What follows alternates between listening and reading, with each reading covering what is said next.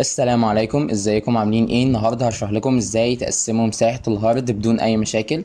يعني مثلا انا عندي هارد 30 جيجا، انا مثلا عايز اخد من مساحة الدي او مساحة الاي واضيفها للسي. كل اللي انا هستخدمه في شرح النهارده برنامج ميني تول بارتيشن ويزرد، هسيب لكم اللينك في الديسكريبشن. هتيجوا هنا تدوسوا داونلود، بس طبعا نزلته فهو ده البرنامج. اختار اللغة طبعا انجلش، بعدين continue installing free edition، ندوس next next next yes.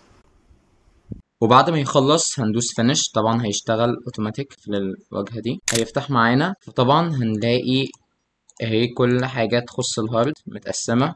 وليكن انا عايز ازود مساحة السي 10 جيجا، فهاجي هنا اختار disk management، تفتح معايا.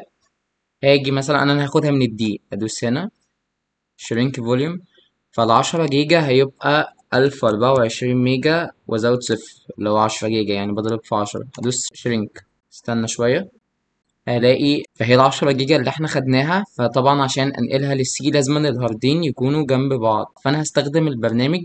فهو المساحة اللي احنا عايزين نضيفها، هنيجي على السي ندوس كليك يمين اكستند، هنيجي هنا هنختار ال10 جيجا اللي احنا لسه مفضيينهم، بعدين هنيجي هنا نحركها للآخر وندوس اوكي. بعدين ما ننساش ندوس ابلاي عشان نطبق ده. هيكتب لك ابلاي تشينجز يس، وتعمل ريستارت للجهاز. وبعد ما عملت ريستارت هتيجي تاني هتفتحه، هتلاقي ان السيت ضاف له ال10 جيجا. حتى لو جيت تفتح الديسك مانجمنت ال10 جيجا اتضافت.